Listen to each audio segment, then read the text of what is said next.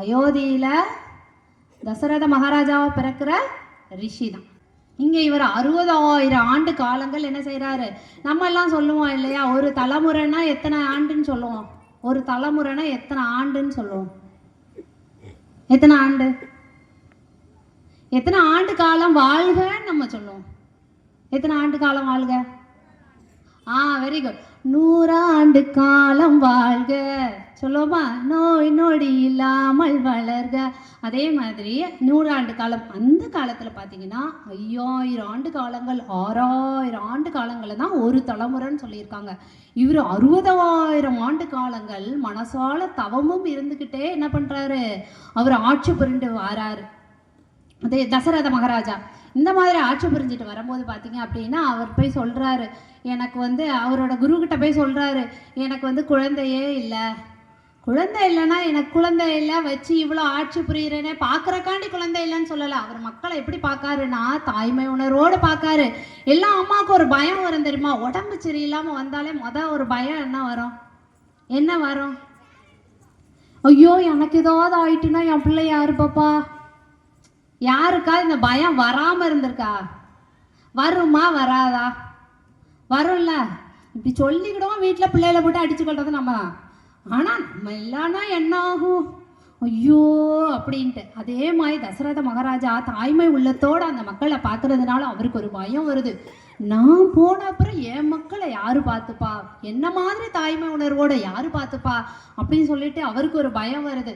அப்போதான் அந்த ஆள் சொல்கிறாரு, வசிஷ்டர் சொல்கிறாரு, கவலைப்படாதீங்க, யாகம் செஞ்சு அதில் ஒரு குழந்தை வரும் அப்படின்னு சொல்லிட்டு அதே மாதிரி யாகம் செய்கிறார்கள். யாகம் செய்யும் போது பார்த்தீங்க அப்படின்னா தேவ மகான் ஒருத்தர் வந்து வராரு. அவர் கையில் வந்து ஒரு பாத்திரம் வச்சுருக்காரு, அதில் பாயாசம் இருக்குது. அதை கொடுத்துட்டு அவர் வந்து மறைஞ்சிடுறாரு. அந்த பாயாசத்தை வாங்குறாரு. வாங்கி 3 மனைவியர் இருக்கார் தசரத மகாராஜாவுக்கு. 3 மனைவியர் இருக்காங்க. கௌசல்யை, கைகேயி, சுமித்ரைன்னு 3 மனைவிகள் இருக்காங்க. அவர் வந்து கொஞ்சம் எடுத்து கைகேயிக்கு கொடுக்காரு. அதுக்கப்புறம் எடுத்து கௌசல்யாக்கு கொடுக்காங்க. அதுக்கப்புறம் கைகேயிக்கு கொடுக்காரு. 2 பேர் தான் கொடுத்தாங்க. கௌசல்யா என்ன செய்கிறாங்க? தான் கொஞ்சம் உண்ணுட்டு சுமித்ரை கொடுத்துட்றாங்க. அதேமாதிரி கைகேயும் தான் கொஞ்சம் உண்ணுட்டு சுமித்ரை கொடுத்துட்றாங்க. இப்போ என்ன ஆச்சு அப்படின்னா அவங்களுக்கு அழகாக 12 மாதத்தில் 10 மாதத்தில் குழந்தை பிறக்கும் அப்படி தானே. பொதுவாக என்ன அப்படின்னா என்ன கணக்குனா 12 மாதம், 2 மாதங்கள் தகப்பனோட உடம்புல அந்த குழந்தை இருக்குமா, 10 மாதம் தாயோட உடம்புல குழந்தை இருக்குமா. இது நேரடியாக தாயோட உடம்புலேயே உருவானதுனால 12 மாதங்கள் அந்த குழந்தைய வந்து சுமந்து பெக்கிறாங்க. சரியா? முதல்ல வந்து ராமர் சித்திரை மாதம் ராமர் பிறக்கிறாரு. அதுக்கப்புறம் வந்து பரதன் பிறக்கிறாரு. கௌசல்யா அவர்களுக்கு வந்து ராமன் பிறக்கிறாங்க. கைகேயிக்கு வந்து பரதன் பிறக்கிறாங்க. அதுக்கப்புறம் வந்து சுமித்ரை அவங்களுக்கு வந்து லக்ஷ்மணரும் சத்ருகனும் பிறக்கிறாங்க. இந்த மாதிரி அவங்களுக்கு வந்து அழகாக 4 குழந்தைகள் பிறக்காங்க. சூப்பராக வந்து குருகுலத்துக்கு அனுப்பி எல்லா பாடங்களும் அவங்களுக்கு வந்து சொல்லி கொடுத்து நல்லா தேர்ச்சி பெற்று வராங்க. வந்து சந்தோஷமாக ஆட்சி புரிஞ்சிட்டு இருக்கும்போது ஒரு நாள் பார்த்தீங்க அப்படின்னா முனிவர் அங்கேருந்து வாராரு.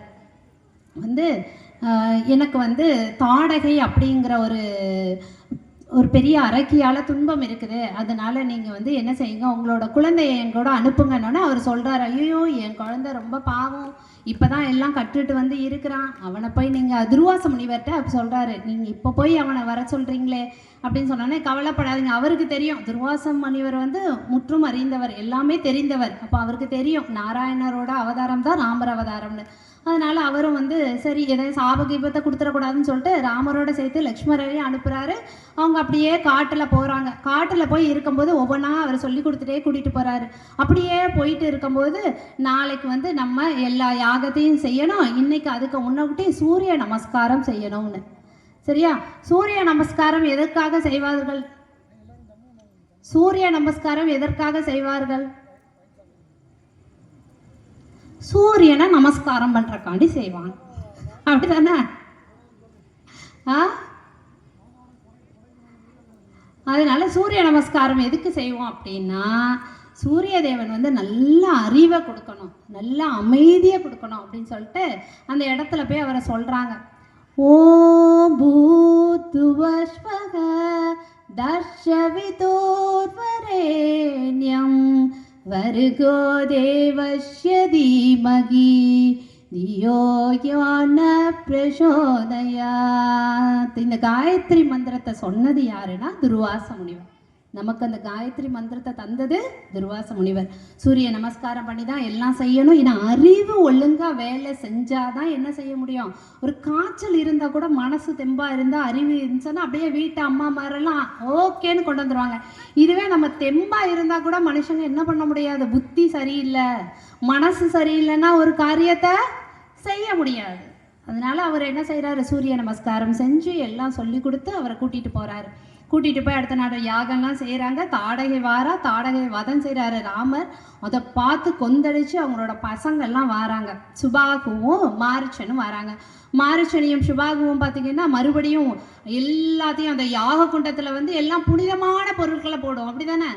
சேலை போடுவோம், காயின்ஸ் போடுவோம், எல்லாமே புனிதமான பொருட்களை போடுவோம். இவங்க வந்து எல்லாம் பார்த்தீங்க அப்படின்னா ரொம்ப அசுத்தமான பொருட்கள், ரத்தத்தை கொண்டு ஊத்துறாங்க, மாமிசங்களை கொண்டு போடுறாங்க. உடனே என்ன பண்ணிட்டாரு ராமர் அம்பால ஒரு பெரிய கூரை அமைச்சு எதுவும் விழ முடியாம ஆக்கி சுபாவுங்க இதுக்கு மேல இவனை விட்டுட்டு இருந்தா சரியா வராதுன்னு சொல்லிட்டு அம்பை ஏந்தி அவனை கொண்டுறாரு, வதம் செஞ்சிடறாரு.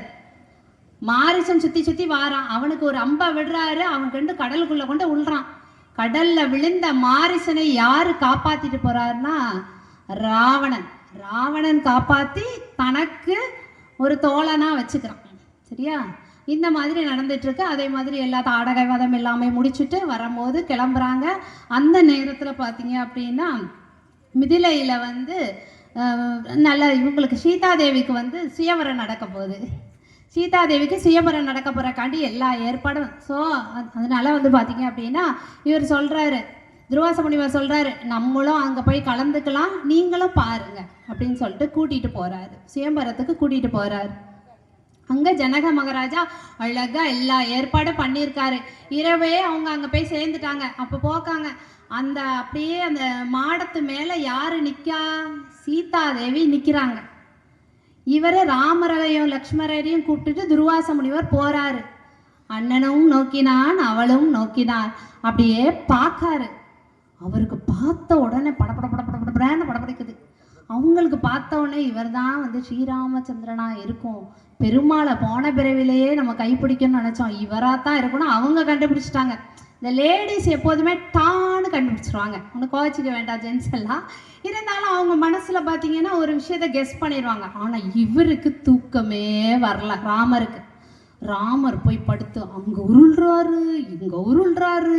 அவருக்கு என்ன ஏன் அப்படின்னா வேற தப்பான எண்ணம் இல்லை.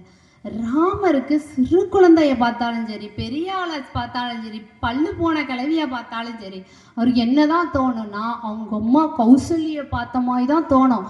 உடனே அவருக்கு அன்பு பூரிப்பு வரும், அவங்க மேல மரியாதை வரும். ஆனா என்னடா இது, இந்த பொண்ணை பார்த்தா மட்டும் நமக்கு அன்னைனே தோணலையே. தோணுமா தோணுமா? சீத்தையை பார்த்தா ராமருக்கு தோணுனா விடிய விடிய கதை கேட்டு சீதைக்கு ராமா சீத்தப்பா அப்படின்னு ஆயிரும். அதனால என்ன பண்றாரு ராமர் வந்து நைட்டெல்லாம் தூங்காம கஷ்டப்படுறாரு.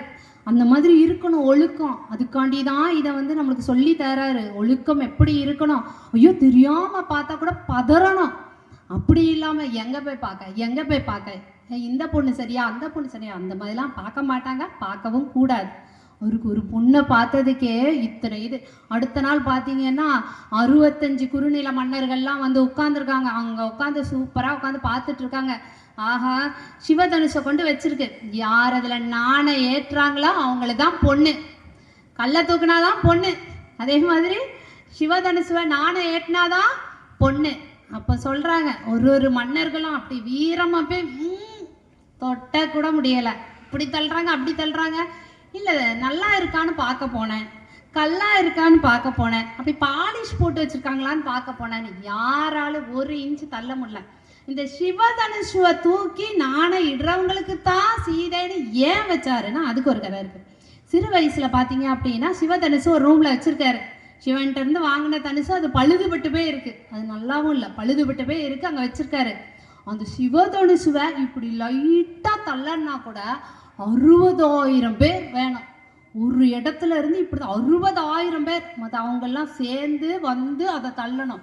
ஆனா ஒரு நாள் பந்து விளையாடிட்டு இருக்காங்க. சீதாதேவி அவங்களோட தங்கச்சிமார் கூட எல்லாம் சேர்ந்து பந்து விளையாடிட்டு இருக்காங்க. அந்த பந்து சிவதனுசுக்கு கீழே விழுந்துட்டு சீதாதேவி இப்படி வந்தாங்க.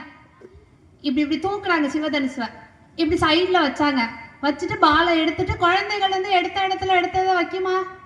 அது விளையாட்டு போக்குலாம் என்ன பண்ணிடும், எடுத்த இடத்துல வைக்காம அப்படி சைடில் வச்சுட்டு போயிட்டு உங்க அப்பா ஜனகர் வந்து பதறிட்டாரு. ஏன் யாருடா அந்த சிவதனுசுவை தூக்குனது? அப்போ அங்கேருந்து வந்து ஊர்மிளா சொல்கிறாங்க, சீதாதேவியோட தங்கச்சி, தங்கச்சி தான், அக்கா தான்ப்பா வந்தாங்க, அந்த பந்தை எடுத்து போட்டாங்க, அப்படி சைடில் வச்சுட்டு போயிட்டாங்க, மறந்துட்டாங்க. அப்போ நினச்சாரு, அவ்வளோ சக்தி வாய்ந்த பெண் நம்ம மகள், அவளை கல்யாணம் பண்ணணும்னா கண்டிப்பாக இந்த இதில் யாராவது நானே ஏற்ற ஆளை தான் கல்யாணம் பண்ணணும்னு சொல்லிட்டு தான் அங்கே சுயவரத்தில் அதை ஒரு டாஸ்காக அவர் வச்சது. எல்லாரும் பார்த்தாங்க.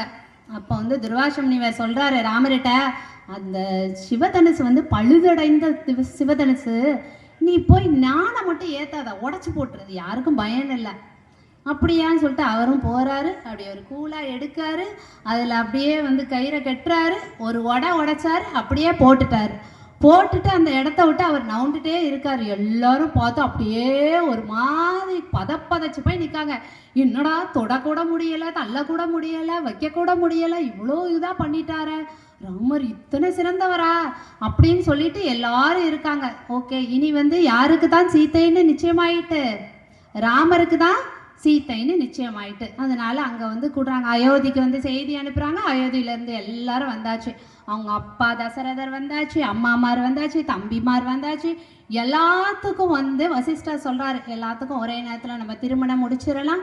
ஏன்னா ஒரு நாள் அடுத்தடுத்து பிறந்த குழந்தைகள் தான் இந்த 4 பேரும். அதனால ஒரே நாளில் திருமணம் முடிச்சிடலாம்னு சொல்லிட்டு ராமருக்கு சீத்தையை கட்டுறாங்க. ராமரோட தங்கை ஊர்மிளாவை பார்த்தீங்கன்னா லக்ஷ்மணர் கட்டுறாங்க. அவங்க சித்தப்பா பிள்ளைங்க 2 பேரும் பார்த்தீங்கன்னா அடுத்த 2 சகோதரருக்கு திருமணம் பண்ணி, பரதனுக்கும் சத்ருவனுக்கும் திருமணம் பண்ணி வைக்கிறார்கள்.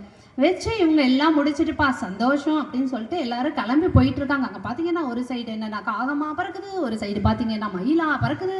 எல்லாத்துக்கும் ஒரே ஷாக்கு, என்னடா மயிலும் காகமும் பறந்தா நல்லது இல்லையே அப்படின்னு சொல்லிட்டு அவர் நினைக்காரு. என்னடா பண்ணுறது, தசரதன் நினைக்காரு ஏதோ நடக்க போகுதுன்னு. அப்போ தான் பார்த்தீங்கன்னா அங்கே வந்து பரசுராமன் வந்து நிற்கிறாரு. நில் ராமா அப்படின்னு வந்து அவரை நிப்பாட்டிட்டாரு. வந்துட்டான்ப்பா, நினச்சேன் ஏதாவது ஒரு நல்ல விஷயம் நடக்கும்போது யாராவது ஒருத்தர் வந்து நிற்பாங்க தானே, ஆமாவா இல்லையா? கல்யாணத்துக்கு அவ்வளோ செலவு பண்ணி எல்லாம் பண்ணி தாலி கட்டுற நேரத்தில் கருவாப்பிலை எங்கன்னு கேட்டுக்கிட்டு சண்டை போடுறதுக்குன்னு ஒரு 4 பேர் இருப்பாங்க. அந்த கதை தான். பரசுராமன் வந்து நிற்காரு. ராமானில் நீ என்ன செஞ்சுட்டான்னு உனக்கு பொண்ணு கொடுத்தாரு? ஏய், உலகமே ஓகே சொல்லி மன்னர்கள்லாம் எப்போ இவரோ இவ்வளோ அழகாக பண்ணிட்டாருன்னு சொல்லி கேஷுவலாக வந்து அவர் கேட்காரு. நில், உனக்கு எதுக்கு பொண்ணு கொடுத்தாரு? விட்டா திருப்பி அனுப்பியிருப்பாரு. சொல்லு என்ன நீ சொல்ல வந்தியா சொல்லு. ஏன் எனக்கு என்ன குவாலிஃபிகேஷன் இல்லை, ஏன் எனக்கு என்ன தகுதி இல்லை, ஏன் எனக்கு பொண்ணு கொடுக்க கூடாது அப்படின்னு ராமர் கேட்காரு, ஆர்கியூ பண்றாரு.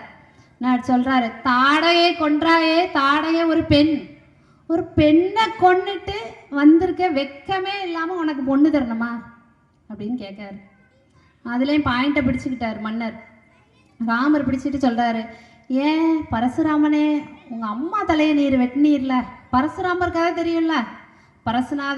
பரசுராமரோட அம்மா வந்து அவங்க வந்து கற்பு இல்லை அப்படின்னு சொல்லி அவங்க அப்பா தலையை வெட்ட சொல்லுவார். இவர் தலையை வெட்டிடுவார். கடைசியில் உனக்கு என்ன வர வேண்டும் நான் சொன்னதை அப்படியே செஞ்சுட்டோன்னு என் அம்மாவோட தலை வேணும்னு அம்மாவை மறுபடி வாங்கிடுவார். ஈஸியாக கதை முடிஞ்சு போயிடும். ஆனால் அது சொல்கிறாரு, நீ வெட்டினில்ல உன் அம்மா தலைய, எதுக்கு வெட்டின? எங்கள் அப்பா சொன்னார் வெட்டினேன், என்னோட குரு சொன்னார் நான் வெட்டினேன், என் அப்பா சொன்னார் அங்கே போய் நீ அவரை பாதுகாத்து கொடுக்கணும்னு என் குரு சொன்னார் நான் வெட்டினேன். சரி, ஓகே. ராமதனுசுவை நீ இந்த சிவதனுசுவை ஏதோ உடைச்சிட்டேன்னு சொன்னியே, அதுவே பழுதான ஒரு தனுசு, அது ஒரு பெரிய விஷயமா? என்கிட்ட இருக்கு ஒரு கோதண்ட தனுசு இருக்கு, நீ அதை நீ அதில் நானே ஏற்று, உடைக்க வேண்டாம், நானே ஏற்று அம்போட வில்லையும் சேர்த்து விடு, நான் அப்போ ஒத்துக்கிறேன் அப்படின்னு சொல்லிட்டு ஒரு கோதண்ட தனுஷை கொடுக்க ரொம்ப ஈஸியாக வச்சு அவரையே என்ன பண்ணுறாரு, குறி பார்க்காரு. டேய், இந்த சிவபெருமான வரத்தை கொடுத்தவன் சிவன் தலையிலே அவங்ககிட்ட வைக்க போவான் பார்த்தீங்களா, அந்த கதையா அவரையே வேண்டாம்ப்பா வேண்டாம் நான் ஒத்துக்கிறேன், நல்லபடியாக போயிட்டு வா, இந்த தனுஷம் இவ்வளோ ஈஸியாக நீ ஹேண்டில் பண்ணிட்டியே, வச்சுக்கோ, நீயே இந்த கோதட்டத்தை வச்சுக்கோன்னு சொல்லிட்டு அவரும் போயிடுறாரு. அழகாக வந்து நல்லா ஆட்சியும் புரியுறாங்க. அயோத்தியில் வந்து ரொம்ப சந்தோஷம் இருக்குது, எல்லாம் நிலைச்சி இருக்குது, எல்லாம் பார்த்துட்டே இருக்காரு. தசரதர் நினைக்காரு, சூப்பர், எல்லாம் நல்லா போயிட்டே இருக்குது, இனி நம்ம இங்கே இருக்கக்கூடாது, கடவுளுக்கு நம்ம எல்லாமே செய்யணும், அதனால காட்டை நோக்கி தவம் செய்ய போகலாம் அப்படின்னு முடிவெடுத்து, அந்த ஏதாவது ஒரு முடிவை நம்ம சடனாக எடுத்துட்டோம் அப்படின்னா அதுக்கப்புறம் நம்மளுக்கு வந்து அந்த அந்த விஷயத்தை செய்யணும் அப்படிங்கிறதுல ரொம்ப ஒரு எப்படி சொல்கிறது, ஒரு படபடப்பாயிரும். அப்படிதானே சில விஷயம் நம்மளை வந்து ரொம்ப நம்ம மனசுக்குள்ளே போயிட்டுன்னா படபடப்பாயிரும். அதே மாதிரி சீக்கிரம் நான் காணாமல் போகணும், ரொம்ப லேட் ஆகிட்டு போலன்னு இவர் நினைப்பில் இவர் எப்போ அவருக்கு வந்து இப்படி தோணிச்சோ உடனே ராமனை அழைத்து முடிசூட வேண்டும். அவர் நினச்ச டைம்லேருந்து முடிசூடுறதுக்கு டைம் வச்சது வெறும் 11 மணி நேரம் தான் இருக்குது. அதுக்குள்ளே ராமருக்கு முடிசூடணும், நான் சீக்கிரமாக கானகம் போயிடணும், உட்காந்து தவம் செய்யணும், என் வாழ்க்கையை எல்லாத்தையும் அங்கே கழிக்கணும் அப்படின்னு அவர் முடிவு பண்ணிட்டாரு. அந்த மாதிரி சொல்லியும் விடுறாரு. அதே மாதிரி ராமன்ட்டையும் சொல்லியாச்சு, ஊர் உலகத்துக்கெல்லாம் சொல்லியாச்சு. இந்த நேரம் பரதன் பார்த்தீங்கன்னா அவரோட பாட்டனார் வீட்டுக்கு போயிருக்காரு. நம்மெல்லாம் லீவில் தாத்தா பாட்டி வீட்டுக்கு போகல, அதே மாதிரி அவங்க மாமனார் வந்து கூட்டிகிட்டு போயிருக்காரு, அவர் பாட்டனார் வீட்டுக்கு போயிட்டாரு. இப்படி எல்லாம் நடந்துகிட்டே இருக்கு, எல்லாரும் சந்தோஷமாக இருக்காங்க. ராமரை வந்து பார்த்தீங்க அப்படின்னா கௌசல்யை பெத்தா கூட வளர்த்தது யாருன்னா கைகேயி தான். ரொம்ப பாசமாக, பரதனை விட பாசமாக பாலூட்டி சோறூட்டி வளர்த்தது யார் அப்படின்னா கைகேயி தான். ராமருக்கும் வந்து அவர் மேலே அவ்வளோ அன்பு இருக்கும். அவங்க எல்லாம் திருமணம் புரியறக்காண்டி அங்கே வந்து மிதிலை வரும்போது ஓடி போய் அவர் ஆசீர்வாதம் வாங்கினது கூட கைகேயி தாய்கிட்ட தான், அவங்கள பெத்த கௌசல்ய தாய்கிட்ட இல்லை. இந்த மாதிரி இருக்காங்க. அப்போ கௌசல்ய தாய் வந்து அப்படியே ஓடி ஓடி குதிச்சுட்டு இருக்காங்க, இங்கே போகிறாங்க அங்கே போகிறாங்க. ஏதோ ஒரு சந்தோஷம்னா, நாளைக்கு ஃபங்க்ஷன் இந்த சாரி எடுக்க அப்படிலாம் செய்வோம்ல நம்ம, ஏதோ உடுக்க நம்மளுக்கு பிடிச்ச ஃபங்க்ஷன் தான்.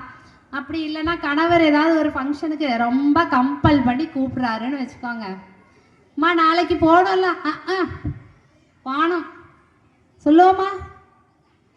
அப்படி இல்லைன்னா நல்லா கிராண்டாவா, போன உடனே அதே மாதிரி இவங்களுக்கு ரொம்ப பிடிச்சது அப்படின்னா, ஏம்மா இரு ஒரு இடத்துல இரு, அங்கே போகிறா இங்கே வர சாரி எடுக்க சொல்லுவாங்கல்ல, அதே மாதிரி அவங்க கையேக்கு வந்து தாங்க முடியல சந்தோஷம். அங்கே போகிறாங்க இங்கே வராங்க குதிக்கவங்க, நாளைக்கு ராமருக்கு பட்டாபிஷேகம் கூணி வராங்க.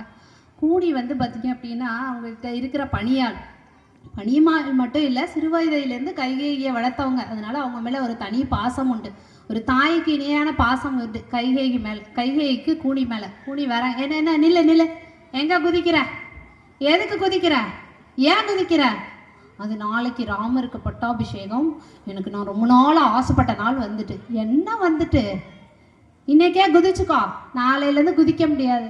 ஏன் ராமர் வந்தால் நான் இன்னும் குதிப்பேன், அதெல்லாம் வாய்ப்பில்லை. ராமரை நீயா பெத்த, கௌசல்யா தேவி பெத்த ராமன் ஆட்சிக்கு வந்த பிறகு கௌசல்யா தேவி தான் குதிக்க வேண்டும், நீ வேண்டாம், இரண்டாவது மனைவி இவள் வேண்டாம் என்றால் ராமன் ராஜாவாக இருந்து உன்னை வெளியே தள்ளி விடுவான்.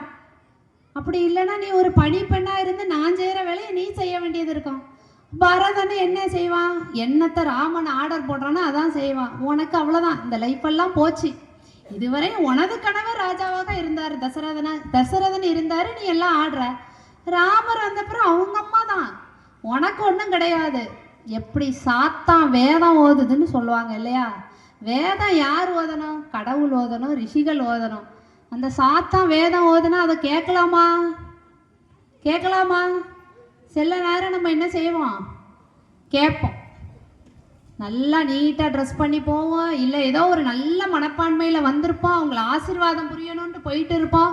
பாதியில் அவள் வீட்டுக்கு போய் போகிற, அவள் உனக்கு அன்னைக்கு என்ன சொல்லுவாங்கல்ல, இந்த ஏற்றி விட்றக்குன்னு இவங்க ஒரு நல்ல விஷயத்த செஞ்சதெல்லாம் மனசில் வச்சுட்டு, அன்னைக்கு நம்ம பிள்ளைக்கு படிக்கிறதுக்கு 1000 ரூபா தந்தாப்பா, நம்ம பிள்ளைய கொண்டு இந்த மாதிரி பாசமாக பார்த்துக்கிட்டான்னு ஒரு நினைப்பில் போயிட்டுருக்கோம். ஏதாவது ஒன்று அவங்க செய்யாததா, அன்னைக்கு நீ 50 ரூபா கேட்டதுக்கு அவள் தந்தால, சில்லறை இல்லைன்னு சொன்னால, போவாத நீ.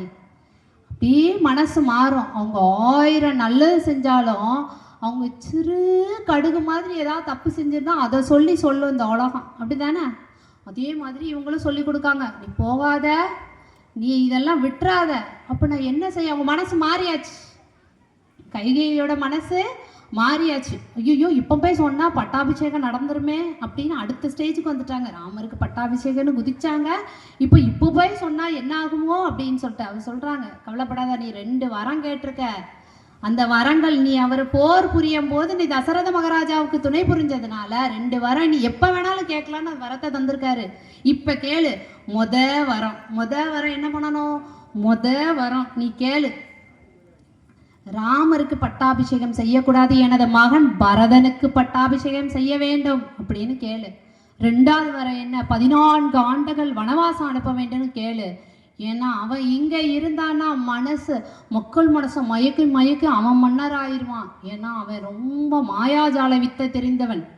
அப்படி இப்படின்னு சொல்லி கொடுத்து இவங்களும் என்ன பண்ணிட்டாங்க, எப்படியாவது அவரை மாத்திரணும்னு சொல்லிட்டு, அமைச்சரை இங்க வாருங்கள், எனது கணவரை அழைத்து வாருங்கள்னு சொல்லிட்டு தசரத மகாராஜாவை வர சொல்லி அப்படியே வாராரு. தசரத மகாராஜா துள்ளி குதிச்சு வாராரு. அப்பா நிறைய வேலை இருக்கு பட்டாபிஷேகத்துக்குன்னு வாராரு.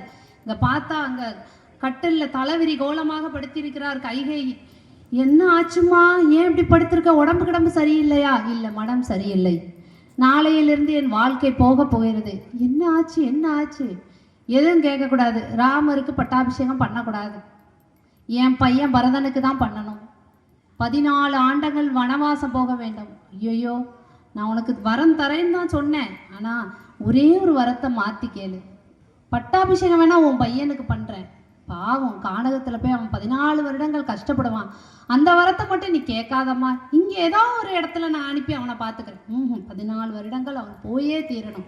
அப்படியே மூர்ச்சையட்டு இருக்காரு. கைகேயி உடனே ராமரை அழைத்து வர்றதுக்கு அமைச்சரை சொல்ல ராமரை அழைச்சிட்டு வராரு. ராமரும் ஓடி வாராரு. அவருக்கு பிடிச்ச மம்மி அப்படித்தானே, கைகேயி ரொம்ப பிடிக்கும். ஓடி வாராரு. அங்கே பார்த்தா கைகேயி, நில் ராமா, உனது தகப்பனார் வேற முடிவு எடுத்தாச்சு. சொல்லுங்க அம்மையே, என்ன முடிவுன்னா உனக்கு பட்டாபிஷேகம் கிடையாது, எனது மகன் பரதனுக்கு. ரொம்ப சந்தோஷம். அடுத்து நீ 14 ஆண்டுகள் வனவாசம் போக வேண்டும், அதுவும் உன் தகப்பனாரின். என் தகப்பனார் முடிவு எதுவோ அதே என் முடிவு. எப்படி பட்டாபிஷேகம் உனக்கு தான், நீ தான் மகாராஜா அடுத்த நாளிலிருந்துன்னு சொல்லும் போது எந்த முகத்தோட இருந்தாரோ அதே முகத்தோட இருக்காரு. வாழ்க்கையில் எது வந்தாலும் அதை எப்படி ஏத்துக்கணும்? நம்ம புன்முறுவலோட ஏத்துக்கணும். என்ன செய்ய, விதி கர்மம் எல்லாம் கிடந்து ஆடினாதான் நம்ம என்ன செய்யணும்? உடனே அதுல ஒரு போர்க்கணும். கேட்பாரா? வேற ஒருத்தரா இருந்தா இந்த காலத்துல கேட்பாங்களா? எப்படி நான் என்ன தப்பு செஞ்சேன் கேட்டிருப்பாங்கல்ல? எந்த இதுவுமே கேட்கல, உடனே போறாரு. அப்படியே போய் ஆடைகள் எல்லாம் காவி ஆடைகளுக்கு மாறி அங்க ஓடுறாரு. ஓடி போய் சீக்கிரமே அப்பா சொன்னதை நம்ம நிறைவேற்றணும்ட்டு, ஆனால் நம்மளை நம்பி வந்த சீதாதேவி இருக்காளே பாவுமேனு சீதாதேவியை நோக்கி ஓடுறாரு. சீதாதேவிகிட்ட போய் சொல்கிறாரு, அம்மா பட்டாபிஷேகம் எனக்கு இல்லை, என் தம்பி பரதனுக்கு. அப்படியாப்பா, வேற ஒரு மனைவியாக இருந்தா என்ன சொல்லியிருப்பாங்க? என்னதே நீர் என்ன தப்பு செஞ்சீரே?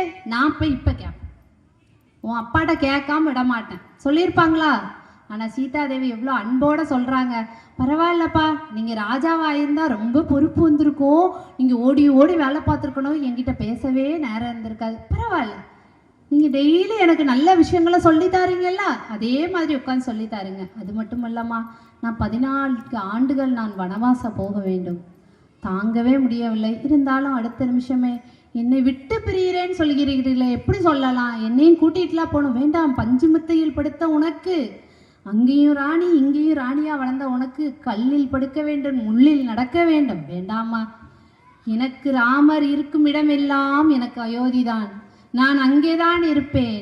ராமர் இருக்கும் இடம்தான் சீதைக்கு அயோத்தி, நான் அங்கதான் இருப்பேன், உங்க கூட தான் வருவேன். அவங்களும் காவி உடையெல்லாம் உடுத்தாச்சு. அடுத்தது ராமரை பெத்த கௌசல்யா தேவிகிட்ட போய் கேட்காங்க. சொல்றாரு, அம்மா இப்படி ஆயிட்டு பரவாயில்லையப்பா, பரதனுக்கே ஆட்சியை கொடுக்கட்டும், வனமாசம் வேண்டாம், நான் அப்பாட்ட போய் பேசுறேன். வேண்டாமா, அப்பா ஒரு முடிவை எடுத்தாச்சு, எடுத்த முடிவை நீங்க தடுக்க வேண்டாம் அப்படின்னு சொல்லிட்டு அவங்க அம்மா உடனே ஒரு ஆசீர்வாதம் பண்றாங்க. வேற யாருமா இருந்திருந்தா என்ன ஆயிருக்கும் சொல்லுங்க? நான் தான் தாரம், என்னோட பிள்ளை. நியாயம் தானே, ஒரு தாய் கேட்கலாம்ல. அவ கைகேயி சொன்னாலாம், கைகேயி பிள்ளையா, தர்மம்னு ஒன்று இருக்குல்ல, மூத்த பிள்ளைக்கு தானே ஆட்சியை கொடுக்கணும். நீ எப்படி பண்ணலாம்? கண்ணகி எப்படி மதுரையை எரிச்ச மாதிரி கைகேயி கௌசல்யா தேவி நினைச்சிருந்தா அயோத்தியை எரிச்சிருக்கலாம்ல. நம்மளும் இப்ப காவியமா படிக்க தானே செஞ்சிருப்போம். நியாயம் தானே அது. மூத்த புதல்வன் என்ன தப்பு செஞ்சார்? ராமர் என்ன தப்பு செஞ்சார்? ஏதாவது தப்பு செஞ்சாரா? இல்ல இல்ல. அப்போ உனக்கு தான் பதவின்னு ஒரே நேரத்துல புடுங்கிறது. ஆனாலும் அவர் எதுவுமே சொல்லல. தாய் உடனே ஆசீர்வாதம் பண்ணி அனுப்பினார்கள். கானகத்திற்கு செல்கிறாய், உனக்கு பறவைகளும் விலங்குகளும் உனக்கு துணையாக இருக்கவிய. காட்டுல வேற யார் இருப்பா? பறவை இருக்கும், விலங்கு இருக்கும். பிற்காலத்துல அதான் நடக்கும். பறவைனா யாரு? நமக்கு அருடாழ்வார் எல்லாரும் வந்து அவருக்கு ஹெல்ப் பண்ணியிருப்பாங்க இல்லையா பிற்காலத்துல. அதே மாதிரி விலங்குகள்லாம் குரங்குகள்லாம் வந்து ஹெல்ப் பண்ணிச்சா அது அவங்க அம்மாவோட ஆசீர்வாதம் தான். இதெல்லாம் வாங்கிட்டு அமைச்சரையும் கூட்டிட்டு அவர் கங்கை நதிக்கரைக்கு போறாரு. பின்னாடியே பார்த்தா ஒரு பட்டாளம் வருது. சீதை மட்டும் சொல்லல, ராமர் இருக்கும் இடம் தான் சீதைக்கு அயோத்தின்னு. ராமர் எங்கெல்லாம் இருக்காரோ அதுதான் எங்களுக்கு அயோத்தின்னு அத்தனை ஊர் மக்களும் பின்னாடி திரண்டு வாராங்க. கங்கை கரையில வந்து நடந்து வந்த டயர்ல படுத்திருக்காங்க. படுத்து இருந்தோடனே அவர் ஒரு குடியில் அமைச்சிட்டு அதுல இருக்காரு. இருக்கிற நேரம் பார்த்தீங்கன்னா அவரை பார்க்கறதுக்கு குகன் வராரு. குகன் யாரு அப்படின்னா அவர் வேடவ தலைவர். 1000 படகுகளுக்கு மேல அவருக்கு சொந்தம். அப்படி வாராரு. இப்படி ராமர் இங்க வந்திருக்காரான்னு கேள்விப்பட்டு வாராரு. குகன் வந்து சொல்றாரு, ஐயா அவர் என்ன கொண்டு வந்திருக்காரு? ஒரு வேடவ தலைவன் என்ன கொண்டு வருவாரு? அவர் வந்து கொஞ்சம் பொரிச்ச மீனும் தேனும் கொண்டு வராரு. ராமருக்கு என்ன கொண்டு வராரு? பொரிச்ச மீனும். என்னப்பா கோயில்ல பூரா சாம்பாரும் அவியலுமா போட்டுட்டு பொரிச்ச மீன் சொல்றீங்களேன்ட்டு அதான் கொண்டு வர்றாரு. அவர் சாப்பிட்றதானே. கண்ணப்ப நாயனார் என்ன கொடுத்தாரு? கறியை தானே கொடுத்தாரு. அதையும் அவர் ஏத்துக்கிட்டாரு இல்லையா? அதே மாதிரி இந்த இடத்துல ராமருக்கு பொரிச்ச மீனும் தேனும் கொண்டு வந்து கொடுத்துட்டு, ஐயா உங்களை பார்க்கறக்கு நான் என்னெல்லாம் தவம் செஞ்சிருக்கணும்னு சொல்லிட்டு வாராரு. இங்க இருந்து வரும்போது சீதாதேவி மட்டும் வரல, லக்ஷ்மணரும் சொல்லிட்டாரு, நானும் உன் கூட தான் என்ன வருவேன், நீ இருக்கிற இடம் தானே. ஆனா அதுலயும் ஒண்ணு பாத்தீங்க அப்படின்னா, லக்ஷ்மணரை அனுப்பும் போது அவங்க மனைவியோட தியாகத்தை நம்ம பார்க்கணும். அப்படிதானே? கூட வந்து பண்றதும் கஷ்டம், கூட வராம அங்க இருந்து சகிச்சுக்கிட்டு 14 வருஷம் இருக்கணும்ல, அதுவும் கஷ்டம். அடுத்தது அவங்க தாய் சுமித்ரை இருக்காங்கல்ல, அவங்க என்ன சொல்லி விடுறாங்க. மத்த தாயா இருந்தா என்ன சொல்லியிருப்பாங்க? நீ எதுக்கு போனோம், ராமர் போவதே ஓவரு, நீ எதுக்கு போனன்னு லக்ஷ்மணரை சொல்லியிருப்பாங்கல்ல. ஆனா கைகை சுமித்ரா என்ன சொல்லி அனுப்புறாங்க தெரியுமா? இன்று முதல் நீ ராமனுக்கு தம்பி இல்லை, சகோதரன் இல்லை, காவலன். 14 ஆண்டுகள் அவன் அங்க இருக்கான்னா அவனுக்கு நீ காவல் புரியணும், ஒரு நிமிஷம் விடாம காவல் புரியணும். அப்படி அவனை அதுல மரணத்தை தழுவினான்னா, அப்படி ஒரு மரணம் அவரை நெருங்குதுன்னா அதுக்கு முன்னாடி நீ செத்துறணும். உன்னை தாண்டிதான் உன் அண்ணனுக்கு மரணம் போகணும். இப்படி எந்த தாயால் சொல்லி விடுவாளா? அப்படி ஒரு தாய் சுமித்ரை. அந்த சுமித்ரை சொல்லிவிட்டு அவனும் வந்து இருக்காரு. நைட்டு பார்த்தீங்க அப்படின்னா எல்லாரும் தூங்கிட்டு இருக்காரு. இவங்க மட்டும் லக்ஷ்மணர் இருந்து அப்படியே காவல் புரிஞ்சிட்டு இருக்காரு. அப்படியே குகன் அப்படியே எட்டி எட்டி பார்த்துட்டே இருக்காரு. என்னடா பரதன் வந்து ஆட்சியை பிடிக்க போறான்னு சொல்றாங்க, இவரும் அவரோட சித்தி பையன் தானே, இவரும் நைட்டா அவரை ஏதாவது பண்ணிட்டாருன்னா என்ன பண்றதுன்னு குகன் எட்டி எட்டி பார்க்காரு. அப்ப பாத்தீங்க அப்படின்னா அப்படி நித்திரைக்குள்ள தேவதை வராங்க. நித்திரைன்னா அந்த தூக்கத்துக்குள்ள தேவதை வராங்க. லக்ஷ்மணரை, என்ன லக்ஷ்மணரே டைம் ஆயிட்டு, அபவுட் 12 o'clock, தூங்கலையா? நம்மளுக்கு வரும்ல, அப்படியே உட்காந்துட்டு இருப்போம், அப்படியே சங்கீத ஸ்வரங்கள். அதே மாதிரி அவருக்கு அப்படியே தூக்கம் வரலையா அப்படின்னு நித்திரை தேவி கேட்காங்க. வேண்டாம், எனக்கு இந்த உன்னோட அனுக்கிரகமே எனக்கு வேண்டாம், நான் தூங்க போறதில்லை, 14 ஆண்டுகள் நான் தூங்க போறதில்லை, எனக்கு நித்திரையே தேவையில்லை அப்படிங்கிற இதெல்லாம் குகன் பார்த்துட்டு இருக்காரு. அப்போ சொல்றாரு, நீ தூக்கத்தை விடணும்னா சாப்பாடை விடணும், உணவை விடணும். உண்ட மயக்கம் தொண்டனுக்கும் உண்டுல்ல, அப்படி சாப்பிட்டா உனக்கு தூக்கம் வரும். அப்படி சாப்பாடையும் தியாகம் பண்ண வேண்டியது வரும். 14 ஆண்டுகள். நோ ப்ராப்ளம், பிரச்சனையே இல்லை. நான் சாப்பிட போறதில்ல, தூங்கவும் போறதில்ல, என் அண்ணனையும் அண்ணியும் பாதுகாக்க வேண்டியது மட்டும்தான் என் வேலை. இதை பார்த்த குகனுக்கு அப்பா நல்ல பையன்தான், லக்ஷ்மணன் நல்ல பையன்தான். அடுத்த நாள் வந்து பார்த்தீங்க அப்படின்னா எல்லாரும் தூங்கிட்டு இருக்காங்க. அதுக்கு முன்னாடி அவர் புறப்பட்டுறாரு. ராமன், எனக்கு தான் எங்கள் அப்பா வீச்சிருக்காரு, என் தலையெழுத்து, இவங்க ஏன் கஷ்டப்படணும், இவங்கெல்லாம் அயோத்தியில் அழகா வாழட்டுன்னு சொல்லிட்டு அவர் போறாரு. குகனும் அழகா அவரோட படகுல கொண்டு வந்து அக்கறைக்கு வந்து விட்டுட்டு குகன் சொல்றாரு, என் நாட்டிலையாவது வந்து வாழக்கூடாதா? நானும் இல்லை உங்க கூட இருந்து செய்யக்கூடாது. இல்லப்பா, உன்னை நம்பி ஒரு கூட்டம் இருக்கு, அதை போய் நீ பாருன்னு சொல்லிட்டு அவர் போயிடுறாரு. அங்க இருந்து அவங்க வந்து வானகத்திலேயே வாழ்றாங்க. காய் கனியை பறிச்சுக்கிட்டு அங்க வாழ்ந்துட்டு இருக்காங்க. அப்ப திடீர்னு பரதன் பாத்தீங்க அப்படின்னா அங்க இருந்து வாராரு. அவரோட பாட்டனார் வீட்டுல இருந்து அங்க வீட்டுக்கு வாராரு. கைகை அப்படி இருக்காங்க. பரதனை எப்படா கட்டி அணைச்சு சொல்றாங்க, பரதா நீ மன்னனாகி விட்டாய், உனக்கு தான் முடிசூட போகிறார்கள். யார கேட்டு முடிவெடுத்தா தாயே? யார கேட்டு முடிவெடுத்த? நான் கேட்டேன், நான் உன்ட்ட அண்ணன் இருக்கும்போது என்ன முடிசூடணுமா? நீ எப்படி இதை பண்ணலாம்? அது மட்டும் இல்லை, இந்த செய்தியை கேட்டு ஐயோ ஐயோன்னு பதறி பதறி பதறி இருந்துட்டே இருக்காரு உங்க அப்பா அப்படியே இருக்காரு, தசரதன் இருக்காரு. ஏன் அப்படின்னா, ராமரை காட்டுக்கு அனுப்பிட்டோன்னோ இல்லை 14 வருடங்கள் இப்படி போயிட்டோ, அவருக்கு பட்டாபிஷேகம் செய்யலையோங்களையோ அந்த ஒரு கவலை இல்லை அவருக்கு. என்ன கவலைன்னா, 2 இது இருக்குது, அவங்களுக்கு கொடுத்த வாக்கே நிறைவேற்றணும். அதே மாதிரி வாழ்க்கை யாரை மன்னராக ஃபஸ்ட்டு வைக்கணும்? மூத்த புதல்வனை வைக்கணுங்கிறத நியதி. வாக்கை காப்பாற்ற போய் நியதியை விட்டுட்டோமே அப்படின்னு நினச்சி தான் உயிரை விட்டுட்டார். ஆக நீ என் அண்ணனை காட்டுக்கு அனுப்பிட்ட, என் தகப்பனை கொன்னுட்ட, நீ ஒரு தாயா அப்படின்னு சொல்லிட்டு என்ன பண்றாரு? கட கட கட கடன்னு அவரும் அந்த காவி உடைய எடுத்துட்டு, என் அண்ணன் எங்க இருக்காரு, ஒரு நொடி அவரால் தாங்க முடியல, கட கட கடன்ட்டு அங்க கிளம்பி போயிடுறாரு. அடுத்தது குகன் பாக்குறான், என்ன ஒரு பெரிய படையோட வராரு ராமனை, இவன் தான் பரதனா, மறுபடியும் ராமனை ஏதாவது செய்ய வரானா அப்படின்னோன்னு அப்படியே கோபத்துல போறாரு குகன். அப்ப கேட்காரு பரதன், என் அண்ணன் எங்க இருக்காரு? அவர் பக்கத்துல போனோடனே தெரிஞ்சுட்டு, ஒரு ஆள் வர்றதுல தெரிஞ்சிடல, அப்படி கொதிச்சு வர்றதும் குளிர்ந்து வர்றதும் ஒரு ஆளை பார்த்தா நம்ம தெரியுமா தெரியாதா? அப்படியே கோபத்துல போவோம். சிலர் முகத்தை பார்த்த உடனே நம்ம என்ன நினைப்போம்? ஐயோ பாவம், இவனையா போய் இப்படித்தெல்லாம் விழுந்துருவான் போலையே. அத மாதிரி அந்த பரதன் அப்படி நொந்து நூலாகி அங்க வருகிறான்.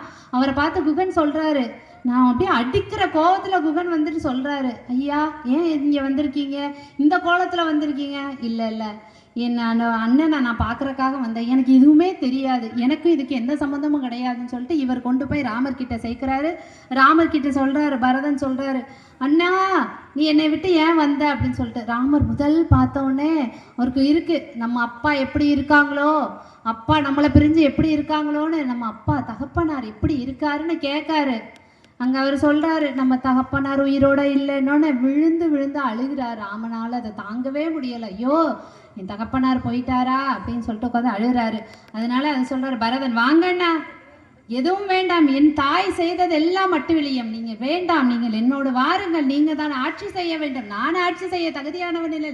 என்னெல்லாமோ செஞ்சாலும் அப்பா சொன்ன வாக்கு, அப்பா சொன்ன வாக்கு, அதனால நம்ம அதை ஃபாலோ பண்ணி தான் ஆகணும். நான் 14 ஆண்டுகள் இங்கே இருக்க தான் செய்யணும், நீ போய் அங்கே ஆட்சி செய்.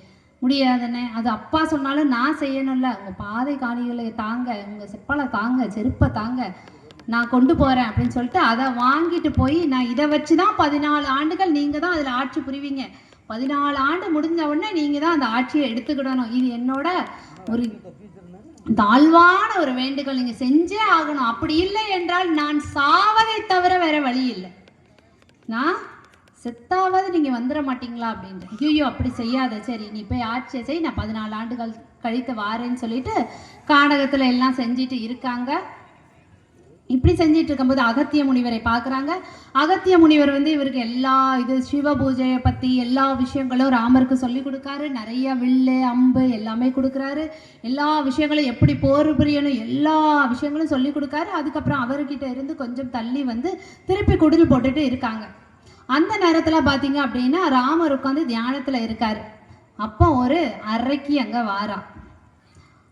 அரக்கி வந்து பார்த்தீங்க அப்படின்னா கொடூர முகம், அவளை பார்க்க சைக்கிள் அப்படி ஒரு கொடூர முகத்தில் வாரா. ராமரை பார்த்தோன்னா அவ்வளோ அழகாக இருக்காரு, அப்படி ஒரு தேஜஸாக இருக்காரு, இவர் எப்படியாவது அடையணும்னு சொல்லிட்டு அவர் வந்து ஒரு அழகான பெண் வடிவம் எடுத்து ராமரை கூப்பிடுறா. எழும்புங்கள் எழும்புங்கள், என்னை மணந்து கொள்ளுங்கள். டைரக்டா என்ன சொல்றா? என்னை மணந்து கொள்ளுங்கள் அப்படின்னு ராமர் சொல்றாரு. இல்லையம்மா, நான் ஏகபத்தினி விரதன், என் மனையாள் அங்கே இருக்கிறாள், பார் சீதாதேவி, அவரை கூப்பிடு பார்ப்போம். சீதாதேவி வருகிறார். அவ்வளவு அழகு, அவ்வளவு அழகு. வந்து அந்த பெண் வந்து அவரை வந்து பெண் இல்லை அரக்கி, அரக்கி வந்து பெண் வடிவத்தில் வந்து சூர்பனகை, அவர் பேர் வந்து சூர்பனகை. அவரை தட்டி எழுப்புகிறாள். அவளை அப்படியே பார்க்குறா. சீதாதேவி அவ்வளோ அழகாக இருக்காளா, இவளை விட்டுட்டு நம்மளை அவன் கல்யாணம் பண்ணுறது கஷ்டம், சீதாதேவியை பேக் பண்ணணும்னு மனசார நினச்சிட்டு இருக்கா.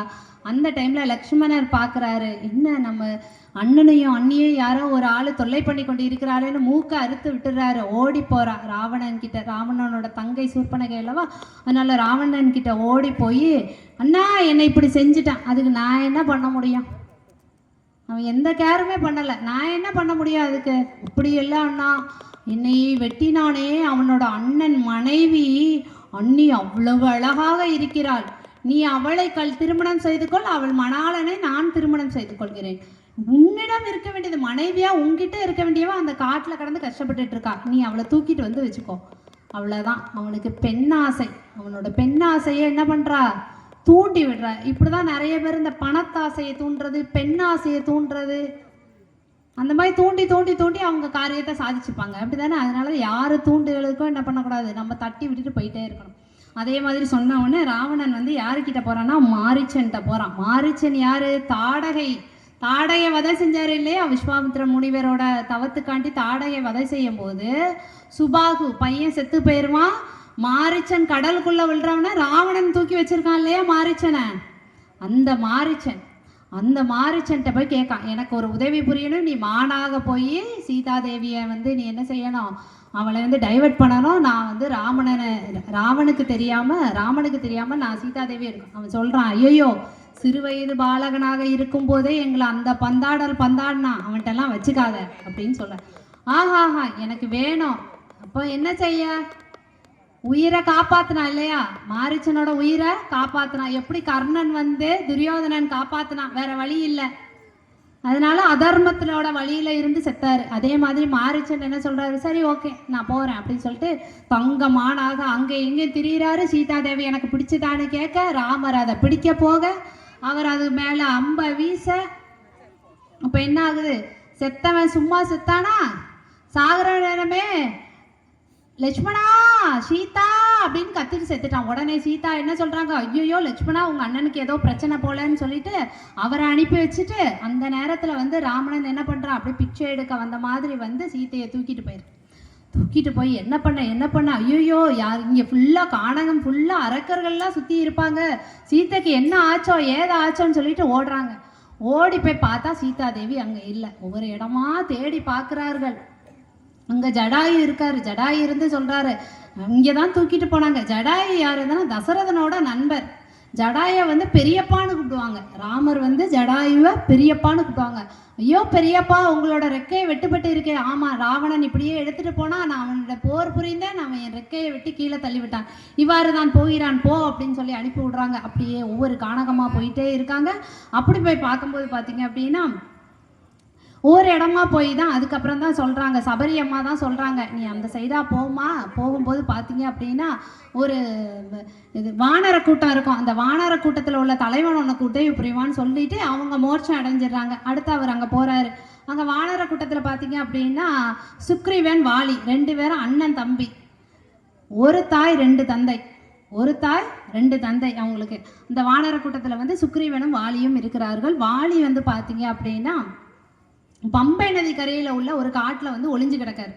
ஏன் அப்படின்னா வாலி சுக்ரீவனோட மனைவியை ருமாதேவியை வாலி கவர்ந்துட்டு போயிட்டான். வாலிக்கு வந்து ஒரு வரம் உண்டு. என்ன அப்படின்னா அவன் முன்னாடி யாராவது போர் புரிஞ்சா அவனோட சக்தி பாதி இவனுக்கு வந்துடும். இப்போ வந்து சுக்ரீவன் வாலி முன்னாடி இருந்து போர் புரிஞ்சா சுக்ரீவனோட பாதி பலம் வாலிக்கு வந்துடும். அப்போ யாராவது ஜெயிக்க முடியுமா? முன்னாடி நின்று ஜெயிக்க முடியாதுல்ல, நம்மளோட பலம் பாதி அவருக்கு போயிருது. ஸோ அதனால இவன் ஏன் இங்கே வந்து பம்பை நதி கரையில் வந்து ஏன் ஒளிஞ்சு கிடக்கானா, இந்த கானகத்துக்குள்ள அவன் கால் எடுத்து வச்சான்னா வாலியோட தலை வெடித்து விடும் அப்படின்னு சொல்லிட்டு அவனுக்கு ஒரு சாபம் உண்டு. அப்போ இந்த இதில் மட்டும்தான் அவன் வர முடியாதுன்னு ஒளிந்து கிடக்கிறான். அவங்கள போய் பார்க்காங்க. பார்த்த உடனே சுக்ரீவன் நினைக்கான் வாலி தான் யாரையோ அனுப்பிட்டாருன்னு ராமரையும் லட்சுமணரையும் பார்த்து நினைக்கிறாரு. அப்போ இவர்கிட்ட வந்து செய்கிறாரு, அனுமார்கிட்ட சொல்கிறாரு, இப்போ கேளுப்பா யாரோ வராங்க எனக்கு பயமாக இருக்குது அப்படின்னு சொல்லிட்டு அவர் வாராரு. அனுமார் வந்து ஒரு கோவத்தில் வாராரு. ஆனால் பக்கத்தில் வந்து பார்த்த உடனே அவனுக்கு வந்து ஒரு அன்பு வருது. அப்படியே ராமர் லட்சுமணரை பார்த்து அவருக்கு பல எண்ணங்கள் வருது. இவங்க தான் மும்மூர்த்தியாக இருப்பாங்களோ, இவங்க தான் வானவர் தேவர்களாக இருப்பாங்களோ.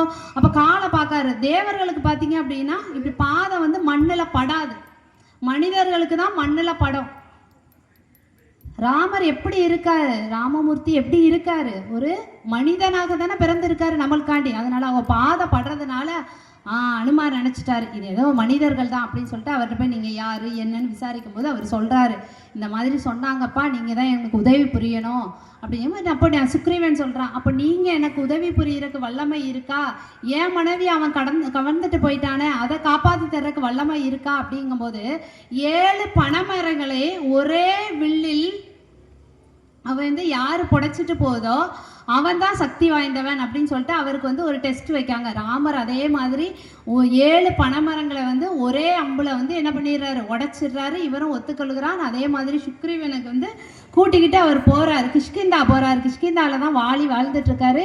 வாலியோட போர் புரியணும். இப்போ சுக்ரீவனும் வாலியும் போர் புரியுறாங்க. இவருக்கு வித்தியாசமே தெரியல. ராமர் வந்து அங்கே அப்படியே வில்ல அம்போடு நிற்காரு, சுக்ரீவன் மேலே இந்த வாலி மேலே அடிச்சிடலான்ட்டு. ஆனால் ஏன்னா முன்னாடி நின்று அடித்தா என்ன ஆயிரும், ராமரோட பாதி பலம் வாலிக்கு போயிடும். அப்போ போரில் ஜெயிக்க முடியாது. அப்போ என்ன பண்ணுறாரு, அங்கேருந்து தள்ளி இருந்து பார்த்துட்டே இருக்காரு. ஆனால் அவருக்கு வந்து புரியலை, 2 பேருமே ஒரே முகத்தோடு இருக்காங்க. அதனால சுக்ரீவனை கூப்பிட்டு சொல்கிறாரு, நீ இந்த ஒரு மாலை பக்கத்தில் பார்த்தீங்க அப்படின்னா ஒரு கிளை கிடக்குது, அதை எடுத்து ஒரு மாலையாக கொடுத்து, ஒரு கொடி கிடக்குது, அதை எடுத்து ஒரு மாலையாக போட்டு சுக்ரீவன் கழுத்தில் போட்டுடுறாரு. இப்போ போர் புரியும் போது பார்த்தீங்கன்னா யார் சுக்ரீவன் யார் வாலின்னு தெரிஞ்சது. அம்பையும் வச்சு சுக்ரீவனை வாலியை கொல்றதுக்கு அம்பை விட்டுட்டாங்க. அப்போ வாலி கேள்வி கேட்குறாரு, ராமா நீ ஏன் என் மேலே அம்பை விட்ட? உனக்கு என்ன தகுதி இருக்கு? நேரில் வந்து விட்டியா? ராமர் நேரில் வந்தா விட்டாரு. அம்பை எப்படி விட்டாரு? ஒளிந்திருந்து விட்டாரு. முதல் குற்றம், நீ என் மேலே அன்பை இப்படி விட்டது முதல் குற்றம். நீ ஏன் அம்பை விட்ட? உன் வீட்டில் உன் தம்பிக்கு நீ ஆட்சியை விட்டு கொடுத்துட்டு வந்த. என் வீட்டு நியதிப்படி நான் தானே அண்ணன், நான் தானே ஆட்சியில் இருக்கணும். நீ எப்படி என் தம்பிக்கு ஆட்சியை கொடுக்கலாம்? அதுக்கு தானே என்ன கொன்ன. அடுத்த கேள்வி, எப்படி நீ செய்யலாம் அப்படிங்கும்போது அவர் சொல்கிறார், ராமர் சொல்கிறாரு, நீ மறந்து விட்டாயா இந்திரரே, நீர் நான் தான் அங்கிருந்து நீ வானரமாக மாறி இங்கே இரும் ராவணனை கொல்வதற்குன்னு. நீ இங்கே ராவணன் கூட சேர்ந்து தோழமை போட்டு எல்லாத்தையும் துன்புறுத்தி கொண்டு இருக்கிறாயா? நீ வந்த வேலையை மறந்துட்டியா? நிறைய அப்படி நடக்கும். நம்ம சொந்த வேலையாக ஒரு இடத்துக்கு போவோம், வந்த வேலையாக போயிருப்போம், அதெல்லாம் விட்டுட்டு எவன் வேலையோ இழுத்து போட்டு செஞ்சிட்ருப்போம். நடக்குமா நடக்காதா? சில நேரம் அப்படி நடக்கும். அதே தான், நீ இந்திரன் மறந்து விட்டாயா? அது மட்டும் இல்லை, நீ செஞ்சது தப்பு. அடுத்தவன் மனைவியை நீ எப்படி பெறலாம்? நீ எப்படி வந்து ருமாதேவியை நீ எப்படி தூக்கிட்டு போகலாம்? அதனால நான் செஞ்சது தப்பு இல்லை அப்படின்னோடனே அவனும் புரிஞ்சுக்கிறான். ஆமாம், நான் வந்த இதெல்லாம் இப்போ தான் எனக்கு புரியுது அப்படின்னு சொல்லிட்டு புரிஞ்சுக்கிட்டு, அதுலேயும் வாலி இப்படி சித்திரவதைப்படுறதை பார்த்து அங்கே சுக்ரீவன் வந்து அழுதுட்டுருக்காரு. ஐயோ அண்ணா நீ இவ்வளோ கஷ்டப்படுறியே அப்படின்னு சொல்லிட்டு அழுதுட்டுருக்காரு. அப்போ வந்து வாலி ஒரு வார்த்தை சொல்கிறாரு, என் தம்பி பெரிய மடா குடிகாரன், மது அருந்து கொண்டே இருப்பவன். உன் தம்பியை வச்சோ நீயோ அவனை என்ன கொன்ன மாதிரி கொன்னுறாதன்னு சொல்லிட்டு சாகுறாரு வாலி. எவ்வளவு பாசம்! அந்த பாசத்தை முதலே காமிச்சிருக்கலாம், அப்படிதானே? இப்போது எல்லாம் படம் எல்லாம் திரண்டாச்சு. அவர் சொல்கிறார், ராமர் கொஞ்சம் பொறுமையாக இருங்க, இந்த மழை காலம்லாம் முடிஞ்சப்புறம் நம்ம படை திரட்டி போகலான்னு சொல்லிட்டு அவ்வளோ வெறும் படை திரட்டி இங்கேருந்து போகிறாங்க. அப்படியே போகும்போது பார்த்தீங்க அப்படின்னா ஜடாயோட அண்ணன் அங்கே இருக்கார். அவர் வந்து சொல்கிறார், இந்த பக்கமாக தான் ராவணன் அழைத்து கொண்டு தூக்கி கொண்டு போனான், நான் பார்த்தேன் அப்படின்னு சொல்கிறாரு. சொன்ன உடனே யாராவது ஒருத்தர் அந்த கடலை கடந்து இலங்கைக்கு போகணும், போய் சீதையா தேவியை போய் பார்த்துட்டு வரணும். அப்போ என்ன செய்ய அப்படின்னு யார் போகுங்கும் போது எல்லாரும் சொல்கிறாங்க, அனுமாரே உனக்கு நிறைய சக்தி உண்டு, சிறு வயதிலேயே ஓடி போய் பலான்னு சொல்லிட்டு என்ன பண்ணியிருப்பார், அவர் சூரியனை கையில் பிடிச்சிருப்பாரு, நீ அந்த மாதிரி பிடிச்சவன், உன்னால் முடியும்னு அவர் விஸ்வரூபம் எடுத்து பறந்து அங்கே போகிறாரு. இலங்கையில் போய் ஒவ்வொரு இடமா தேடுறாரு. அப்படியே பார்க்காரு. ஒவ்வொரு நேரமும் மனிதர்களுக்கு நம்மளுக்கு குழப்பம் வரல, இது நல்லவனா கெட்டவனா, இவங்களுக்கு இப்படி நடந்திருக்குமோ அப்படி நடந்திருக்குமோ, பல சிந்தனை வரும்ல. அதே மாதிரி அவருக்கும் வருது, அனுமாருக்கும் வருது, பல சிந்தனை வருது. இப்படி நடந்திருக்குமோ, சீத்தையை கொண்டு இருப்பானோ, சீத்தையை கல்யாணம் பண்ணியிருப்பாரோ, என்னெல்லாம் இல்லை அப்படிலாம் நடந்திருக்காதுன்னு தான் மனசுலேயே சொல்லி சொல்லி சொல்லி சொல்லி சொல்லி அசோகவனத்தில் போய் பார்க்காரு. அங்கே தான் கொஞ்சம் நல்லா அமைதியாக இருக்குது. அப்போ இங்கே தான் சீத்தை இருப்பாங்கன்னு சொல்லிட்டு அவர் அங்கே போகிறாரு. அங்கே சீதாதேவி என்ன பண்ணிட்டு இருக்காங்கன்னா, பார்த்தாங்க 10 மாதங்கள் ஆகிவிட்டது. ராவணன் வந்து மிரட்டிட்டு போகிறான், சுற்றி சுற்றி எல்லா அரக்கிகளும் மிரட்டிட்டு போகிறாங்க. இதுக்கு மேலே நம்ம உயிரோட இருக்கக்கூடாது, ராமனால் வர முடியுமோ முடியாதோ. அப்படியே வந்து நம்மளை கூட்டிகிட்டு போனால் கூட 10 மாதம் யார் வீட்டிலேயோ தங்கினவள் தானேன்னு நம்மளை ஏற்றுக்கிறாரோ ஏற்றுக்கலையோ பல குழப்பம். அப்படியே தூக்கு போடுறதுக்கு போய் நிற்கிற நேரம் போயிட்டாரு அனுமார். கட கட கட கடன்னு ஒளிஞ்சு நின்று, ஏன்னா இப்போ யார் வந்தாலும் அவங்க சீதாதேவி என்ன நினைப்பாங்க, ராவணன் அனுப்பின ஆளு தான் நினைப்பாங்க. அதனால அவர் ஒளிஞ்சிருந்து கட கட கட கட கடன்னு ராமரை பற்றின கதையெல்லாம் சொல்கிறாங்க. ராமன் இப்படி அயோத்தியில் வாழ்ந்தார், இப்படி வந்தார், சீதாதேவியை தூக்கிட்டு போன. உடனே யார் யார் யார் என் கணவனை பற்றின கதையெல்லாம் சொல்கிறீங்க அப்படின்னு சொன்னோடனே, அம்மா நான் தான் வந்து அனுமார், ராமர் அனுப்பினதுன்னு அவர் கொடுத்த கணையாளியை கொடுக்குறாங்க. அதை பார்த்து சந்தோஷப்பட்டுட்டு ராமர் நல்லா இருக்காரா எல்லாம் கிட்டோன்னு தோல்ல ஏறுங்கம்மா, நான் கூட்டிகிட்டு போகிறேன் உங்களை. அது நியாயம் இல்லை. இவ்வளோ தூரம் வந்து என் கணவர் தான் என்னை வந்து காப்பாற்றணும், வேற யாரும் காப்பாத்துனா அவருக்கு அது களங்கம் அப்படின்னு சொல்லிட்டு சீதாதேவி அங்கே இருக்க, அங்கே போய் போரெல்லாம் புரியிருக்கு. அவர் போய் சொல்கிறாரு, கண்டேன் சீதையை. ராமர் அனுமார் மாதிரி யாரும் கன்வின்ஸ் பண்ண முடியாது. இப்போ அனுமாரை சீதாதேவி மேலே போய் ஜங்குன்னு நின்றுருந்தாருன்னு வச்சுக்கோங்க, சீதாதேவி என்ன பண்ணியிருப்பாங்க? ராவணன் தான் ஏதோ அனுமார் ரூபத்தில், ஏன்னா அவன் பல ரூபத்தில் கொண்டு கொண்டு கொண்டு கொண்டு பயங்கொண்டு இருப்பான், அப்படித்தானே? அதே மாதிரி ராமர் வந்து அப்படி திக்கு திக்கு திக்கு திக்கு திக்குன்னு இருக்காங்க. நம்மளும் ஒரு விஷயத்துக்காண்டி ரிசல்ட்டை எதிர்பார்த்து இருப்போம், அப்படித்தானே? அப்போ ரிசல்ட்டை டக்குன்னு சொல்லணும். அங்கே வந்து ரிசல்ட்டை சொல்லாமல் நான் கடைக்கு போனேனா நடந்தேனா கம்ப்யூட்டர் சென்டருக்குள்ளே போனேன், வாயா மூடப்பா பாஸா ஃபெயிலான்னு சொல்லு கேட்போமா? அதை மாதிரி ராமருக்கு வந்து திக்கு திக்குன்னு இருக்காரு. சீதை உயிரோட இருக்கிறாளா, சீதையை பார்த்தாரான்னு அங்கே போய் இருந்துட்டு, ராமா ஐ எம் பவர்ஃபுல், நான் இப்படி பறந்தேனா அப்படின்னு சொல்லலை. போன உடனே அவர் வந்து சொல்கிறாரு, கண்டேன் சீதையை. அப்புறம் அழகாக சொல்கிறாரு, கண்டேன். ரிசல்ட்டு தெரிஞ்சுட்டு ராமருக்கு, சீதையை வாங்க புறப்படணும். எல்லாரும் வந்து அவரை வந்து ராவணனோட தம்பிமாரெல்லாம் அனுப்பி, ராவணனோட பையனெல்லாம் அனுப்பி போர் பயங்கரமாக வந்து ராவணனை வெற்றி கொண்டார். ராமன் இன்னும் வந்து டீட்டெயில்டாக சொல்லலாம், ஆனால் நம்மளுக்கு டைம் ஆகிட்டு இல்லையா?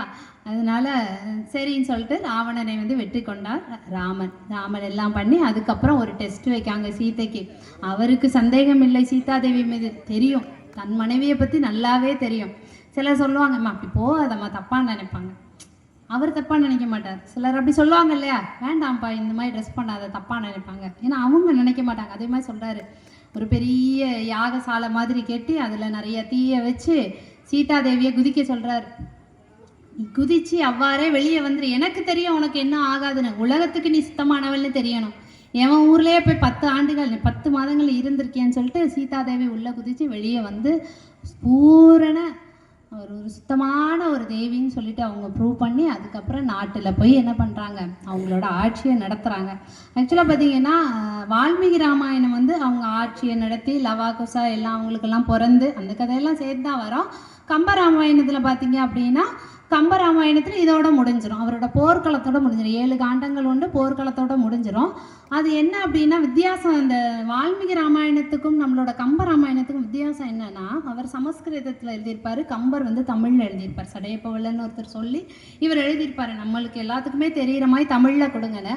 அவர் வந்து பார்த்தீங்க அப்படின்னா ராமரை வந்து ஒரு மனிதனாகவே அப்படி அழகாக கொண்டு வந்திருப்பார். இவர் வந்து ராமபிரான் வந்து யார், பெருமாளின் அம்சமாகவே எல்லா இடமும் சொல்லி சொல்லி கொண்டு வந்திருப்பார்.